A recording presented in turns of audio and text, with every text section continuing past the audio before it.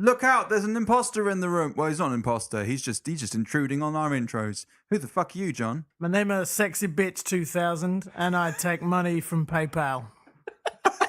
And I have a nude Snapchat. If you want to need monies. A premium. Do you have an Amazon wish list? I do. It's mostly full of Ferrero Rochers. And also swearing, spoilers, and opinions.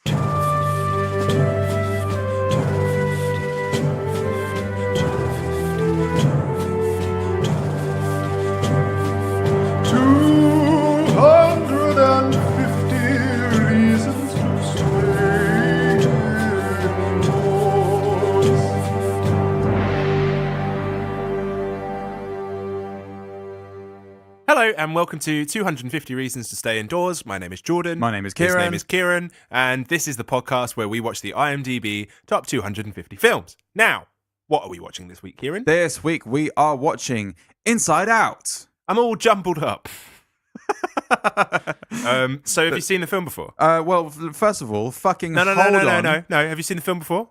Yes, I have, and I will tell you. Okay. Well, what is the the order? Like, where is it on the list from 1 to 250? Where does it sit? Well, we start at number 1, and then we go all the way to 147. And 147. And then just after that, just after that, 148 is the number where it is at. Oh, you duped me. I did get you. I just dislocated my little finger then. I was really scared. What did you do to I was yourself? like playing with it, and then Stop it made a playing click. with yourself. But it made a click in a way. Whilst we're recording the show, don't play with yourself. 2015. 2015 is the year it came out. What's that? Oh, that's the year it came out? Yeah, it's not 2015 on the list. Oh, okay. I saw it in the cinema. Oh. Yeah. Have you seen Inside Out before? I have. Let's just fucking watch the film. Okay.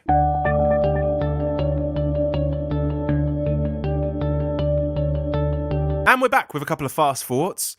Emotions. Imagination World. Joy. Dreamland Productions. Sadness. Anger.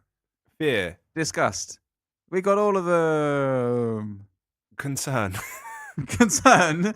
No, it's not one of them. Concern is like fear, isn't it? Dads with moustaches. Mums with glasses. Hockey. Best friends.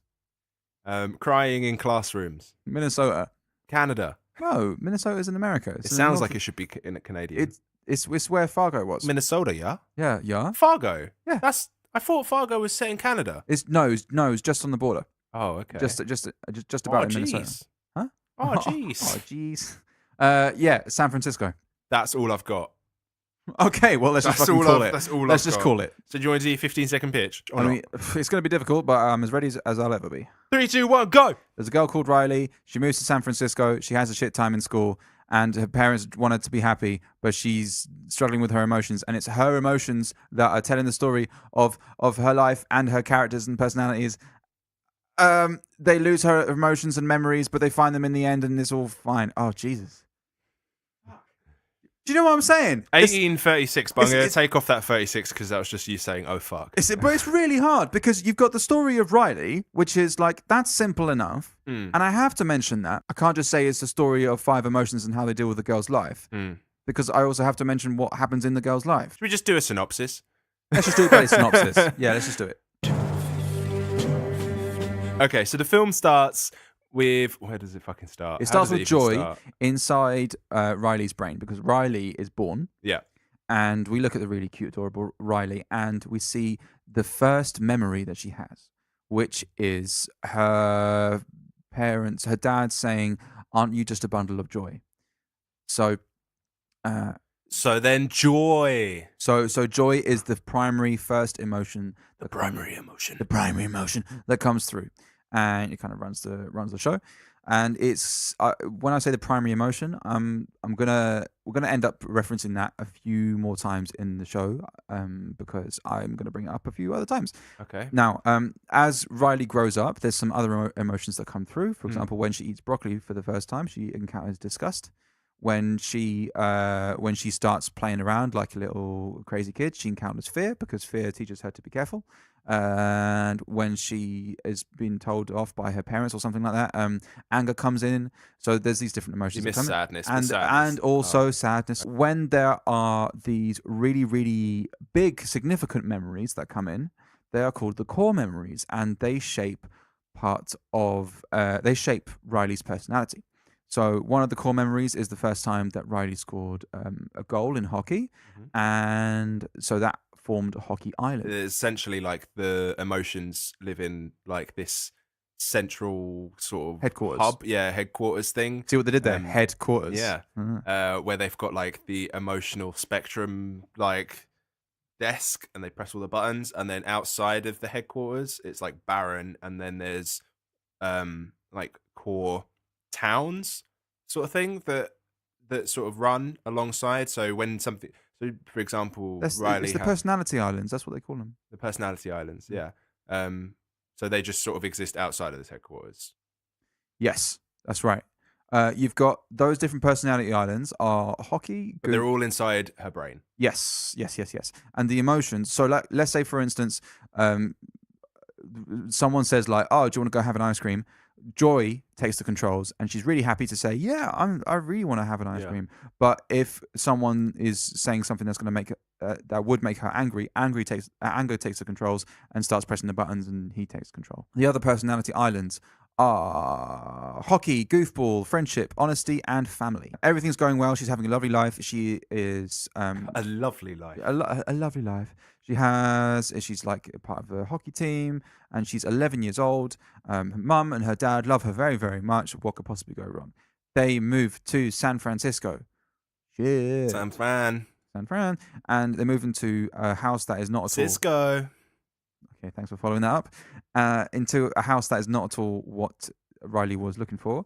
And she encounters a lot more sadness and fear and anger and disgust when she encounters this house. And Joy, the character portraying the emotion, I guess, or the emotion itself, is kind of having her own issues of being like, oh, this isn't normal. I want to have more joy. And Joy, because joy is the primary emotion in Riley's brain, is trying to basically retain control and is trying to put as much joy as possible on the whole situation. We're putting spins on things, like saying, oh, well, this room is dusty and disgusting and it's really depressing. Let's like start imagining where things will go. And then like she's using the control panel, starts like visualizing where all of Riley's things go, and that obviously cheers her up. And then like then a little memory ball forms and rolls down, and it's a happy memory. Like that's how it's all works. Yeah. But the first day when they move, so normally all of the balls are all like yellow for joy, with a couple of just a couple of hiccups, as it were, and the rest of them that day are all like loads of different things, but not mainly not joy. Like it's mainly sort of sadness, fear, and disgust. Now, it's pretty much at this time that Joy is holding some kind of happy memory, and sadness comes over to it and turns it a different color. So sadness touches it, and it becomes blue, which is just sadness's color. And Joy's like, what the hell happened to it? Like, it's now changed into a different color. And once it changes into a different color, it doesn't go back. That memory is now tainted by the new emotion that's associated with it. Yeah. Joy realizes that sadness can contaminate some of the nice, happy memories. Yeah. And sadness becomes more prevalent in Riley's mind when she's in school. That's when it happens. Yeah. She's in school, and the teacher is like, "Oh, can you introduce yourself?" And Riley's like, "Oh, I'm from Minnesota, and now I'm here." And then sadness comes in a lot more because Riley's getting real sad, remembering all of the things that she's missing out on in Minnesota. It's at that point that sadness is like corrupting some of the memories, and one of the core memories. And there is a new core memory that comes into place, and it is the core memory of her crying in school, which shapes a huge part of her personality now. Now, these core memories, they go into a special part of the headquarters. Joy like grabs them because she doesn't want them to be contaminated by sadness, but somehow they all get spilled on the floor. Joy, like in an effort to like gather them all up again, gets sucked up by this tube, which is a tube that takes the memories into long term. Yeah. So joy and sadness and the core memories are being sucked into long term, and so they're now out of headquarters. So because these core memories are gone, Riley has no part of her personality that's coming out at all, which looks to me like because of the absence of her personality traits and the absence of real memories to really cling on to, seems depressed to me. Joy and Sadness's mission is to get back to headquarters so that they can put the core memories back into place and return Riley back to normal. However, because of the absence of these core memories and because shit is going different now, for example, Riley has a Skype conversation with her best friend from back home, and her best friend's like, oh, there's this new person on the team. She's amazing. She's the best. We can pass without even looking at each other. Riley gets angry, and because there's no joy in headquarters anymore, there's only fear, disgust, and anger to take the controls. Everything that she does is now controlled by those three emotions. Yeah. So anger takes control when the friend is like, oh, I've got a new bestie, and she just shuts down the thing, and Friendship Island crumbles. Same thing happens with hockey. When she has a shit time at the hockey tryouts, Hockey Island starts to crumble. And same with Goofball, when the dad is trying to get Riley to be happy and everything, and it's just not working. Goofball Island just fucks off. Yeah. So Meanwhile, Joy and Sadness are trying to get back to headquarters still, but every single time a Personality Island crumbles, it makes their journey even longer. But they come across what's his name? Bing Bong. Bing Bong, Bing Bong. Yes. Who's your friend who likes to play Bing Bong? Thank you. And Bing Bong is Riley's imaginary friend that she had when she was like, I don't know, 4 or 5, something like that. Yeah. And they used to fuck around and have a lot of games and jokes and stuff. Well, they didn't fuck around. Well, they don't fuck around, but they had a lot of fun. Because who's the friend who likes to play, Jordan? It's Bing Bong. Now, Joy and Sadness are being taken on Bing Joy Bong. and Sad. Bing Bong. Bing Bong. Joy and Sad. Bing Bong. Bing Joy and Bong. Sad. Bing Joy Bong. and Sad. Joy Bing and Bong.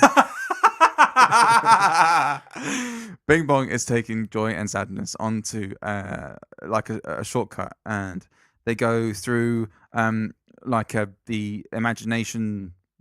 Fucking What do they call it? Conceptual abstract thought. Abstract thought. There you go. And which is really, really interesting. They kind of break down abstract thought because she's encountering what loneliness is, and it's like really super, super interesting. They also go into Dreamworld Productions, where not Dreamworld Productions, but the Dreamland Productions, where they're trying to like figure out how to wake her up because they need, every single time that Riley falls asleep, they can't do anything. Yeah, because basically their plan in the end is to get the train of thought to headquarters, which is a literal train back to headquarters. Yeah, but the train of thought obviously doesn't run while she's asleep, so they need her to be awake in order to get back to headquarters. Yeah, via the train of thought.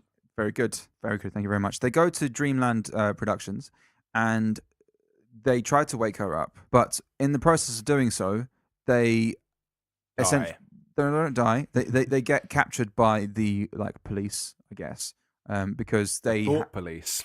Well, it's whoever the workers are in Riley's brain, because they've crashed the studio. They get chucked into prison. Yeah. When they get chucked into prison, they find which is this is her subconscious, where all of Riley's darkest thoughts are kept.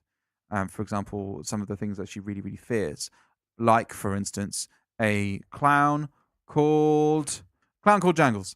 And they wake this Jangles clown up, and they run out, and they run out. They try and get on the train, but that didn't work. They're in the memory dump. This is the place where the workers in Riley's brain just fuck off with loads of the memories that Riley is just not going to need anymore. And Joy and Bing Bong have to try and find a way out of the memory dump, of course. They find Bing Bong's flying car thing, which is basically just a trailer with broomsticks on it, but because they use the imagination, blah, blah, blah, and it flies with song power.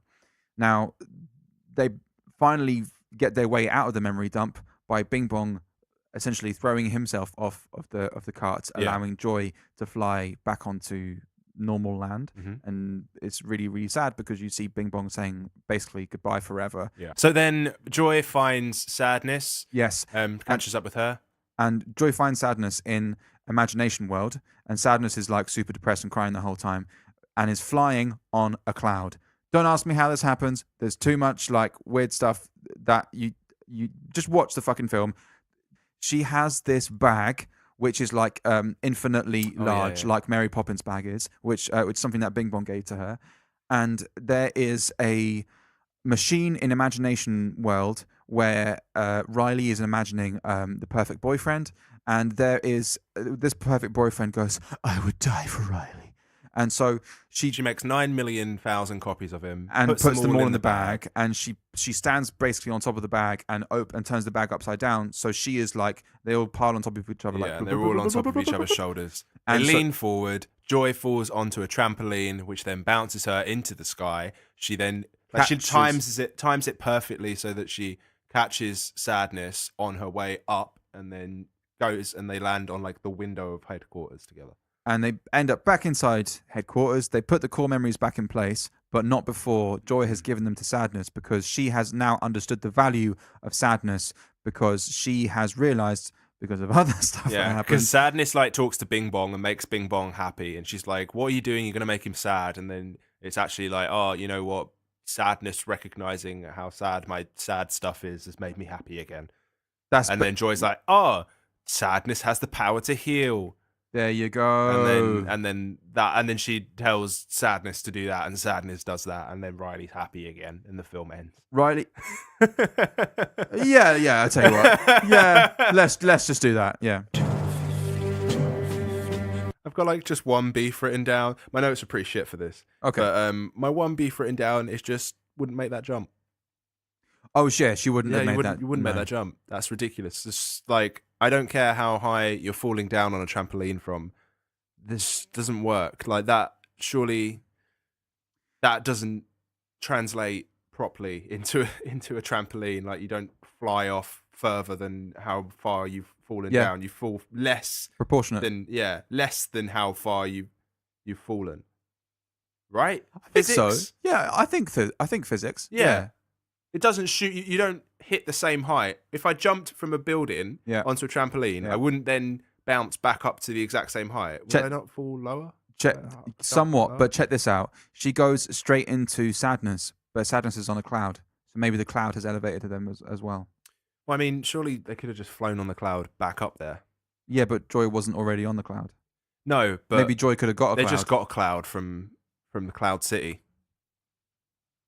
Maybe, yeah. That's where the cloud came from. What I like about this conversation is that we didn't at all mention how impossible it is that they could be in a car, like an imaginary cart that is powered by song power, and could therefore come out of a memory but dump. There's the magic of imagination involved there, and that's quite obvious. That's and quite you don't obvious. Fuck with that, but there's the physics of a trampoline, and you don't fuck with the physics of a trampoline. Exactly. That's you've given. So you've taken something that's very imagination based, and then also in the same film made something that's very cemented in real physics. So use that as your method of escape. I want the real to be real, and I want the imagination to be imagination. Yeah, let the imagination can do what it wants. Yeah. That's fine. Yeah, but just keep the real. Keep it real. Keep it real. Real.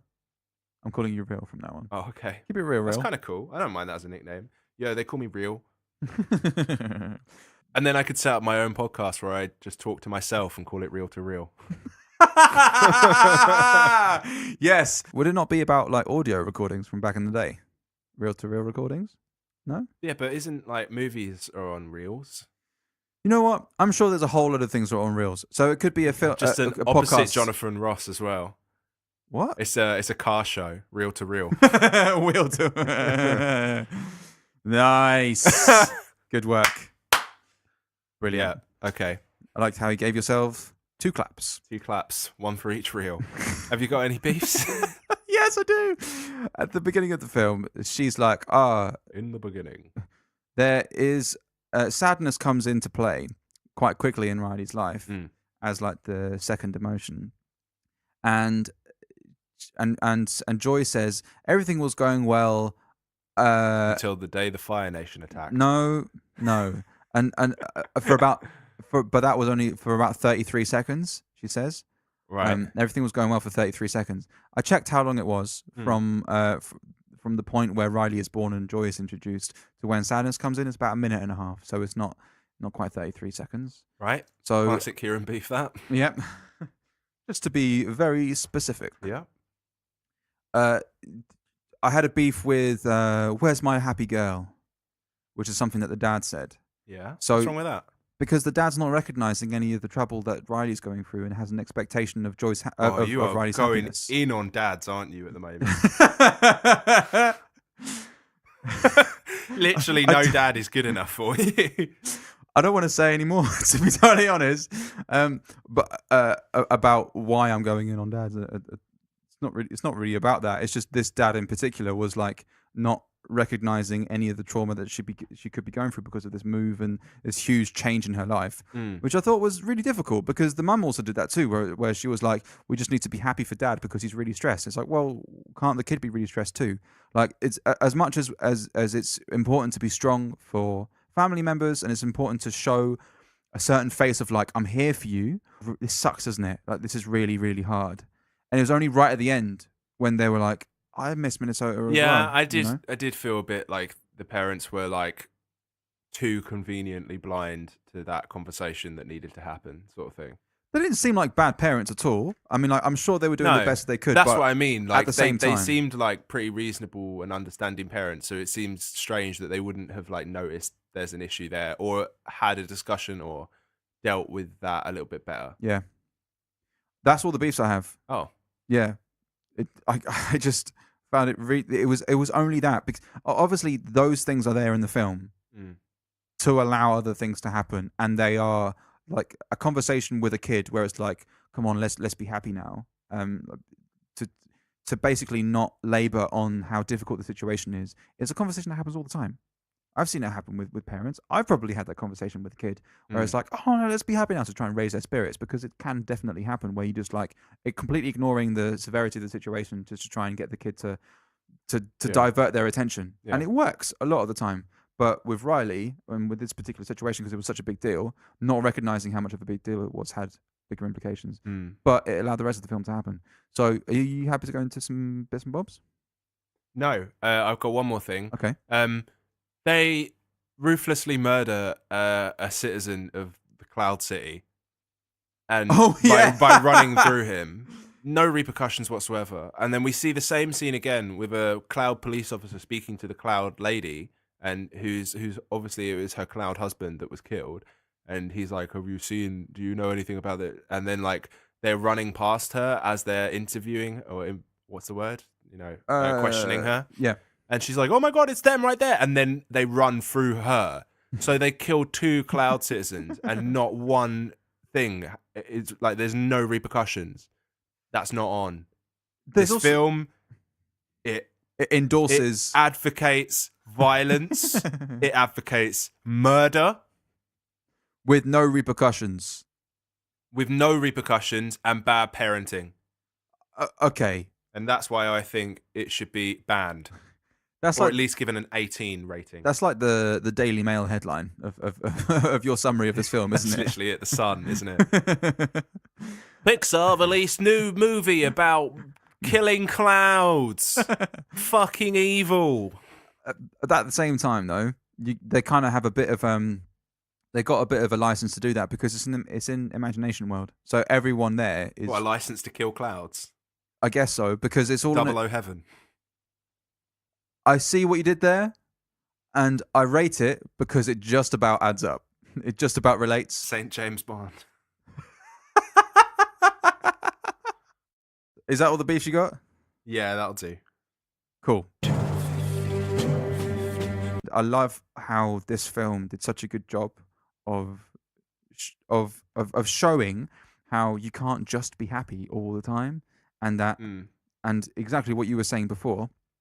Sadness is a healing thing as well, and using more sadness to help relate to someone, and just to say, oh yeah, it really sucks, just acknowledging that sadness. But there's a thing that I always speak about, because like I have like 1 or 2 albums, or specifically Laura Marling, I'll listen to whenever I'm sad, right? And I remember reading that generally people that listen to sad songs when they're sad will feel better a lot faster because it's like you apparently are tricking your brain into thinking that there's someone who's like listening to you or empathetic of your situation. It's kind of like, when you start putting when every song sounds like it's about you. When You're sad and stuff like that. You just find all the key words that like relate to your current situation. That apparently you're doing that. You're thinking it's just like a way of making you feel like you're talking to someone about your situation or someone understands your situation. So you feel a little bit better because you don't feel so alone. That's a really good shout. That's a really, really great tip for anyone who's feeling sad. Yeah. Listen to some sad music. It probably works. Yeah. Just embrace it sometimes. I have that with, but don't like feed it too much. No. At the same time. I have that with Bon Iver. With, that's a classic one. That's a good one. There's also a really great French artist called Serge Gainsbourg, who's some of his songs I think you'd recognize because they're just like they've probably been in like a billion films. But like he's one of the. Alors on danse. No, not Alors on danse. But anyway. I knew a girl once that used to think that the lyrics to that were "Hello England." What? I know. Hello she thought that it England. was like an English translation. Oh, for God's no. That's terrible. That's terrible. But Serge Gainsbourg is very like self-deprecating because he's self-deprecating, but with such like sincerity, and also the music is beautiful. It kind of allows me to relate at that time. Right. It's kind of cool. But then I listened to the album and it's like, all right, done listening to that album. I can move on with my life now. It's cool. All right. How good was the hair though? Oh yeah, man. It's so cool. Yeah. Like Joy's hair. So good. Oh, because they had like sparkly bits. Yeah. Like glitter hair. Considering we've just been watching How to Train Your Dragon, remember the first one? Yeah. It's like everyone's hair looked greasy and weird. This is just like on point, feather-like hair. Hair on fleek. Yeah. I felt like my favorite one was probably Disgust's hair because I feel like the way that the sparkly bits went with the green worked really nice for me. Yeah. I thought she was really cool. Now the primary emotion, this is the thing that I said I was going to come back to. Primary emotion in Riley's brain is joy. Yeah. And I made a note saying, I wonder if the primary emotion in other people's brains is not joy and if it's in fact different ones. Yeah. And that was in fact backed up. Yeah. When they have a dinner scene where Riley is being asked by her mum, how was your day at school? And the dad is like basically not listening. Riley gives some kind of like, oh, it's fine, I guess. And we go into the mum's mind where we see her headquarters. Everyone like... They're all dressed the same. They're all dressed the same. But they're all the same, and they keep the same colours. Yes, they all keep the same colours, but sadness is the primary emotion. Yeah. Which is interesting. The primary emotion changes. In Dad, it's anger. Exactly. Now, one thing that I found a little bit confusing is how in Riley, they're all gendered differently, but in adults, they're all gendered the same. Were they? Yeah. Oh, okay. Yeah. So if you look at the mum, they're all female. If you look at the dad, they're all male. Right. And if you look at the bus driver in the credits, you see that those ones as well. Yeah. Bus driver, they were all different colors, but they were all shaped like anger. Yeah. And they were all men. And so and the teacher, they're all women as well. So it might be something to do with like before she's gone through puberty or before she's had some kind of like awakening. What, do you think the emotions change sex? Yeah, maybe they might change sex or gender, like as she comes to realize what her sex and gender is. Maybe that's just something like, I don't know, if there was like an Inside Out 2, then we discover that a bit more. But I wanted to ask you, Jordan. Yeah. Bit of a personal question, but okay. We're here doing this podcast, spilling our guts out all over the place. Yeah. Of the 5 emotions, which one do you think would be your primary emotion? I'm glad you asked that, because that whole thing brought up the question in my mind. And I don't think I could really buy into the idea that there would be a primary emotion. Okay. Like when I'm looking at the mum with sadness all the time, like there's definitely like situations where you feel that generally you're feeling that a lot more often, or like you're feeling angry a lot often, or like, but it's always situational, I think, like your sort of mindset. And so like if I'm sort of feeling positive, that'll be because situationally everything's sort of okay. If something starts to go wrong in life, then I might switch from joy, But I don't think it's ever necessarily going to be like one is the bus driver, and generally 9 times out of 10 I'm happy, or generally 9 times out of 10 I'm sad. If you twisted my arm and made me, I had to pick one. It definitely wouldn't be anger. I guess I could do it by process of elimination. Okay. Me too, It I wouldn't think. be anger because I don't generally get angry. Mhm. It wouldn't be fear because I'm not afraid of anything. Oh, what about disgust? Disgust? Yeah, I feel like it's a toss-up between disgust, joy, and sadness. Yeah, I could see disgust being there a lot more for you because I have seen you pull the face of like, ugh, like or like. I can be quite opinionated. Yeah. And if I don't think if something I don't think is right, I'll be like, ugh. Like I get that feeling often. I just did the whole process of elimination thing. Okay. In my own head, and I think mine would probably be sadness. Yeah. Or sadness, but maybe fear as well. Right. Because it's like doing things out of the fear of not pleasing this person. The fear is the driving force behind the actions. Yeah, which is not good. Like that's probably a lot of the way I grew up. But I mean, sure, it can help me get shit done. Like the fear of a deadline, or like the fear of like not replying to that person or whatever. But at the same time, it doesn't allow me to live. It depends, though. fullest There's potential. a point, isn't there? Because sometimes fear can stop you from doing things. As in, like, for me, if it was like replying to a person, like I like, as in, I'm less likely to do it because I just want to put it off, type of thing. You know what I mean? Yeah, I think it's interesting because I'm happy with joy being like the main thing for Riley because it is cool to strive to be regularly happy. And I think there's more scope for joy to be like, all right, sadness, it's now your time, because if we have your time, then we can return to joy after a bit, because we need to have the time with sadness. You're essential. Same with disgust and blah blah blah. But if like the place to return to is always sadness, or the place to return to is always anger, I don't really feel like, you know what I'm saying? See, but at the end, she starts having like complex emotions, doesn't she? Because there's like right at the end, they have like a ball comes out that's joy and sadness. Yeah. And it's almost as if now she's older, she can start to experience complex emotions and understand those sort of feelings. So maybe when you're older, it's not necessarily, you may have like a driving force, but then, like I said, it's situational and there's probably more combinations happening than just the one specific. Yes. Now, when we encountered Jangles the Clown, got me thinking of a question for you. Okay. Was there one thing in your childhood that you were just fucking petrified of? Now, you've established that you're not scared of anything, but what about young Jordan? Young Jordan. Bubba J. Bubba J. Yeah. There definitely was some like, actually, this is quite fun.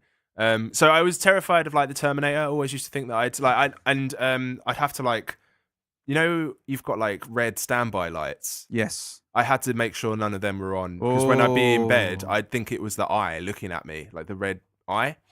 But I used to have like a bunk bed that then my dad cut the legs off, and then I had it just like as a floor normal bed. But when it was a bunk bed, there was all the marks on the wood, like, you know how you get the like little black marks and stuff on the wood, and they were all buttons, and they did different things. So I had a button that so the first button you put is like a liquid that goes over the stairs, so that the stairs, like, you can't climb them, the ladder, you'll slip if you were to climb down it. Then there's another button for a bubble shield that goes over the stairs. So you have to penetrate the bubble shield to get over the stairs. Yeah. And then you have to climb the stairs, which have anti-friction liquid on them. Right. Then there's a bubble for a button for a bubble shield over the bed itself. So there's like another level of security. Yeah. Then there's the 2 buttons for the thrusters, because the bed turned into a rocket. And all of my friends had rocket beds, and we all met up in space. Wow. Away from Terminator. That's amazing. Would you press all the buttons before you went to sleep? Yeah, literally, like, before I go to sleep, I'd have to press all the buttons so that I know all of the like defenses are activated, and then I can go to sleep. That is amazing. Yeah. That is so cool. I was like scared of spiders as well back then, and I have like this one like memory, and I never know whether I think it must have been a dream now that I think of it, but it's really cemented in my mind. And I just remember like waking up, lightning striking. My blinds must have been open or something. Lightning striking, and I just saw like the outline of this massive spider, like not huge, not like fake huge, but like just a big spider hanging down near my face. Oh my god! But I don't remember getting rid of it or anything like that. I just remember that. So maybe it was a nightmare, but that's about it. Wow. What about you? Did you have any fears? I had like the sound of Music? no. But the hills are alive with it. You should know. The like if there was someone like clicking, Yeah. so something like that, but it would be out of time. So if it was a constant rhythm, then it'd be fine. But if it was like an out of time rhythm, then that would just freak me the fuck out. And I think it's a lot of it is to do with like my parents arguing shitloads. Yeah. And they would be constantly like going up and down the stairs and like shouting and then like turning the lights on and off. And like I think, and if I saw, it was more to do with the lights actually. So if I was like anywhere, like in a tent or something, and someone was constantly turning like torches on and off, it just freaked me out because it would remind me of seeing like the light of the landing like underneath the door. You know how like when you're in a dark room and there's someone turning the light on outside, you can see it on around the door frame. Like seeing that and just being scared. Like so, if that was replicated at other points during my childhood, like, wow, that would freak me out. Now, weirdly enough, something that I would think of to like soothe me would be I don't know if it was like some kind of like advert for M&S or something like that, or if I just saw, but a lorry with oranges all over it, just oranges, and for some reason I remember really vividly thinking really deliberately of oranges, and I would dream of oranges, and I would wake up and I'd feel fine. Right. That's what would soothe me. Oranges. Thinking of a big picture of oranges. Just oranges. Do you like oranges? No more than anything else, really. I'm quite indifferent. I like an orange. Do you think is that like tied to a core memory? I don't know. I just don't know. But that's strange. It's weird, isn't it? I've got no fucking clue why. But maybe just when I saw that I used advert, to think of Care Bears. Oh, that's cute. Yeah, that was my happy place. That makes a lot more sense than just oranges. Yeah. But I don't know why. What else happened? Something that I would do, which is a lot more lame than a bed with thrusters on it. But when I was probably too old to be doing this, but I don't know, I might have been like 12 or 13. No, I would have been younger than that as well. But is when I had a bunk bed as well. Right. And where my head was in the bed was just next to the window. Yeah. And I would like open up the curtain, the side of the curtain, and I would sing a theme tune. I go, just make it up. It'd be different every single night. Kieran Pearson's forecast, and I would do like a weather forecast of what I could see outside. Yeah. I would be describing, because the wind is blowing a lot through the trees, and you can see the neighbour's shed has got some rain on it, and that puddle of rain has not gone in 5 days, and there is a cat just going across and I would do this just talking to myself, imagining that I had my own weather. Such a fucking loser. I used to love watching the weather. I don't know why, and I would do. I had no aspirations to be a weatherman at all. Not even like a journalist or a news broadcaster. None of that. But for some reason, watching the weather on the news was like my favorite. I was like, turn it up. I want to see what's gonna. Fucking yes, mate. What temperature is it going to be tomorrow? Like, it's going to be exciting. And so I would do my own little weather forecast just before going to sleep. Okay. How boring is that? That is pretty boring. Yeah. That's pretty boring indeed. Do you have any more bits and bobs? No. Okay. Who would you be then? I would be Joy and stop being so controlling a lot earlier on. I think it was almost like, well, one thing to be said for Joy is the fact that obviously she is Joy, and it's a little bit unfair to expect her to understand anything other than joy just because she's like the primary emotion. That doesn't make her any sort of smarter or anything. Because sadness doesn't like have these like concepts of being able to work together to make things. Like none of them do. Mm-hmm. It's only from what she learns with Bing Bong. But I think I'd just try and find some sort of, try and be a little bit more understanding, or at least when people take the reins to do other things, because that does happen, seeing how that effect can be beneficial for Riley, and not being just like, she just needs to be happy all the time. In the film's defense, all of the personalities, all of the emotions were growing up as Riley grows up. Yeah. So Yeah. So like Riley's understanding of her emotions were growing at the same time that like we're growing as fast as the emotions were dealing with each other. Yeah. Does that make any sense? So that's why you saw like the mum's emotions all sitting down there like round a table with a coffee. Yeah. Because they're all like being able to discuss these things, and that's why you saw like, I don't know, like the boys one at the end of the film, like how the boys, like as soon as a potential love interest for Riley comes up, and the boy is like freaking out because like because he's just seen a girl, like they're as mental as Riley's emotions are, because they're both kids, whereas the parents are more all sedate. of the emotions looked similar to the people except from Riley's? Yeah, It's dumb. Who would you be? I would be the mum and not impose happiness. Yeah, that's much better. Yeah. Yeah, and Just have that conversation. yeah, it's. I mean, it's fucking hard. It's really fucking hard because they're trying to take care of their shit, and they just want their girl to be. They just want a constant. It's not that in much their time life. that's passed, is it? Though, like we're not really giving them much time to have that conversation. No, it seems It's literally a couple of days. Yeah. It seems to me that it's only that much. In the parents' defense, they just want a constant in their life, and that's what the mum was saying, is that we just got to be the same for dad, because dad is having such a hard time. It's just like, I would want the mum to also have that conversation with dad, where it's like, you know, we've got to be a constant for Riley as well. You know, we got to, you know, make sure that she's cool, and you know, everyone's taking care of each other, and have a conversation was like, oh, did you have a shit day at school? Because we had a shit day at work, you know, or something like that. Yeah. Or we're finding it increasingly difficult that the removal van's not coming for another, 6 days or something like that. Yeah. That's mad. Huh? That's mad. That's shit. That is. Yeah, The it's removal van doesn't come for 6 days. What are you doing? What was happening in those 6 days? They said that that it drove from Minnesota to Texas. Right. That's what, and like, so I was hearing the mum's phone How do you conversation. get 6 days delayed? Yeah, that's fucked, isn't it? That's dumb, isn't it? Who would you bring into the film? So it's not. Well, okay, it can go both ways. Mm-hmm. It's a favorite of mine. I'd like to either replace the voice actor, Okay. or just bring the person in as a real life person. I feel this way. I feel like I know who it's going to be. Can I say? Yeah, go. Is it Danny DeVito as Anger? It is, yeah. I knew it because I was hearing his voice and I was like, I'm "Is that Danny DeVito?" It's not Danny DeVito, but it should be Danny DeVito. And then I'm like, even if it wasn't Danny DeVito, I just want Danny DeVito in this room. You want Danny just DeVito in everything. walking about, being just gross. Fucking hell. Just getting involved in stuff. What like if he was the pulling person levers. selling pizza? He would be the person selling pizza. That's not bad, is it? Yeah, he would be. Oh my god, that's hilarious.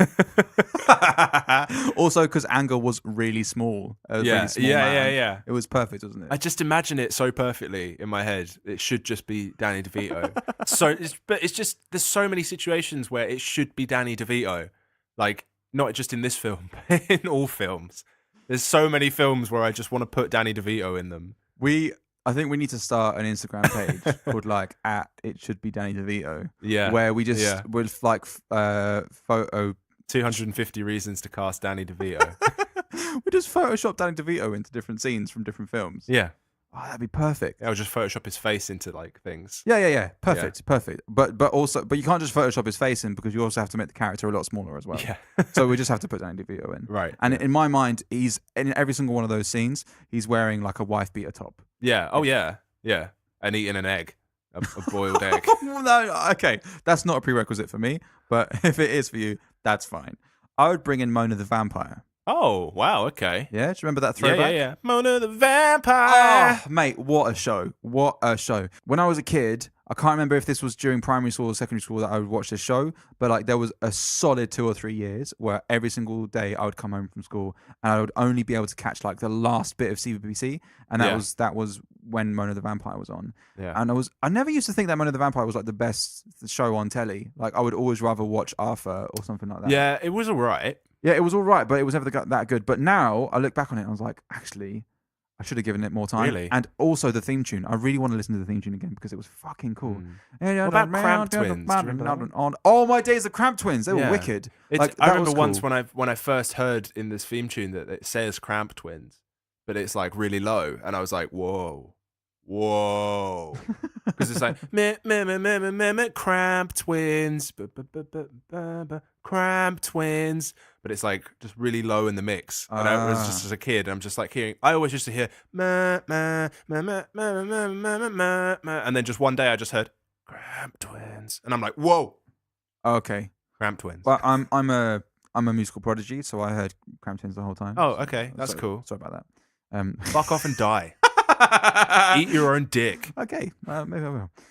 But what's weird is that I found Cramp Twins more enjoyable to watch, but I know now as an adult that Mona the Vampire was a far superior show. Doesn't matter regardless, because we all know that Ed, Edd and Eddy was the ultimate. I never watched that. I would bring in Mona the Vampire because the reason being is that she would be invaluable in scaring Riley in the dream scene. That's it. That's all you're doing with her. What do you mean that's it? Disappointment. No, because like Riley does eventually wake up, but only Yeah. after she's been scarred by a by a dog in half or something like that, right? Yeah, that's So- pretty scarring. Yeah, but Mona the Vampire would be wicked because she's got loads of like monsters and stuff. So she could just like bring one of the monsters in from her imagination stuff, and she'd be perfect. So, would you stay indoors for this? Fuck yes, I think it is an absolutely perfect film. Wow. I think it's awesome. I really, really, really, really, really love this film, I praise indeed. and I really want to watch this film again. I would go as far as saying it's definitely in the top 5 films that we've watched so far, and I In just your top 5 films that we've watched so far. it's in one of the. Okay, all right, fine. You Fine, don't. You don't speak for the both of us. Okay, no, I don't. No, I don't. And I never said I did. I'm sorry if it came across that way. It's one of my top 5 Apology films. accepted. It's one of my top 5 films that we've watched. There we so go. far. Is that all right? Yeah. Cool. Would you stay indoors for this film? Nah. What? Nah. I don't think it's that great. Nah, I'm kidding. Jordan. Jesus, you have me look like going. you were about to die. You have me going. Yeah. Jesus. You know what I'm doing. Yeah, I think it was. Wait, were you just doing? really got me going? Oh. You got me going. I'm with you. I'm with you. I get it. Yeah. I see what you're doing I there. think it was pretty good. No, it was good. I really would stay Oh. indoors for this. Guys, go watch Inside Out because it's really, really good. Buy it on DVD. Like seriously, go watch it. Like I then lend your friend a copy. 100% endorsement from Mr. Kieran Pearson over here, and from you, Jordan Deere. A 97% endorsement. I'll take it. We'll see you next week. See you next week. Bye. Bye.